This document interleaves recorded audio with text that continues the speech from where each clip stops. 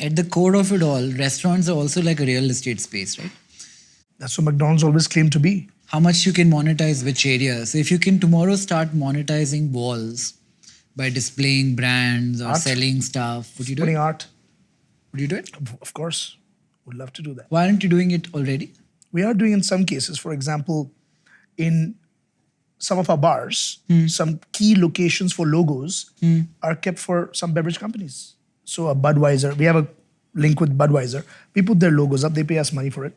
I don't put cigarettes, but their ITC, cigarette company, would take a space on your bar. You can't sell it, as far as I know, but you can put it over there and they'll pay you like a decent amount of money. So you can. And then, of course, there are some restaurants where you can actually buy the crockery and the cutlery as well.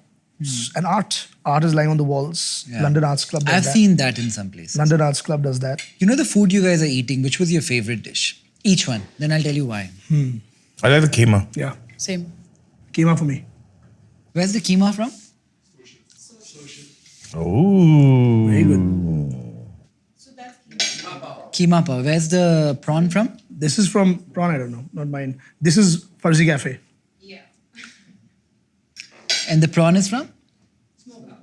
Yeah. So we're eating your food. Good.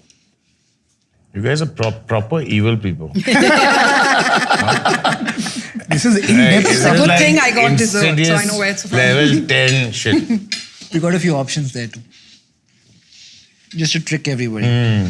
Sorry, one second. Talk amongst yourself. Giving us the taste of our own medicine, huh? We want to create a template of how to start a restaurant and the intricacies of it. Before that, we'll answer a bunch of questions about the industry, trends, what is growing, what is not, all of that. Yeah. But just to come back to the question you had asked earlier, right? We are in the real estate space. Sometimes people come to us for real estate for the price of a cup of coffee, right? But if you see where media is going, right? You're scrolling and you have exactly 1 second to capture somebody's attention to be a thumb stopper, right? And hoardings, you just, out of home hoardings, you whizzing by, you either see it or you don't see it. In a restaurant, you're sitting for about an hour and a half. You have undivided attention. There is a place where actual behavior modification can happen, right?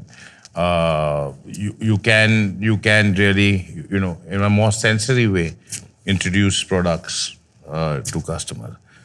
I don't see why, like one day why a restaurant can't be like what a television channel is, right? I mean, give the food for free, the advertising pays for it. People are doing it all over. Why not, right? Especially at some point of time, it could become a model. We're trying a little bit. We're doing few little experiments. There are lots of places, I think, that restaurants have the capability to, have certain influence over your behavior or influence you in a certain way. And it doesn't necessarily have to be on the walls. It doesn't necessarily have to be commerce. But there are various ways that you can have an impact and actually work with other brands, which is quite cool, especially when you're, in the business of culture. Imagine if you're charging for the Wi-Fi, but the food is free.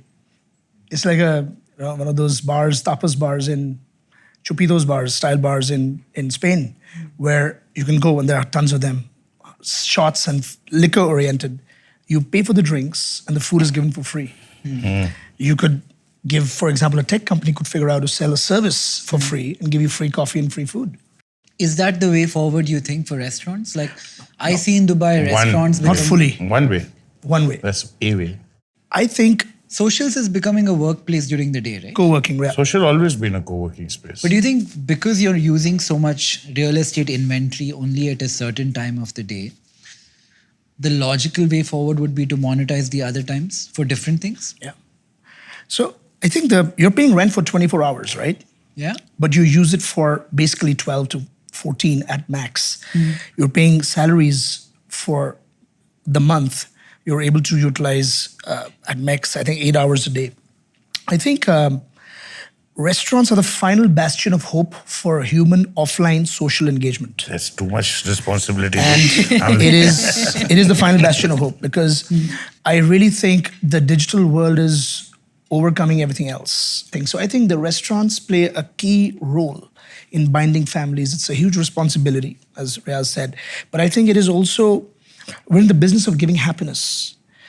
It's a huge responsibility because people are coming to you to celebrate life's greatest moments, to, a centenary, a marriage proposal, your Breakup. breakup, a date night with your first love. So I really think, and I really hope, and I don't have a dystopian view of the future of restaurants. I have a very positive view.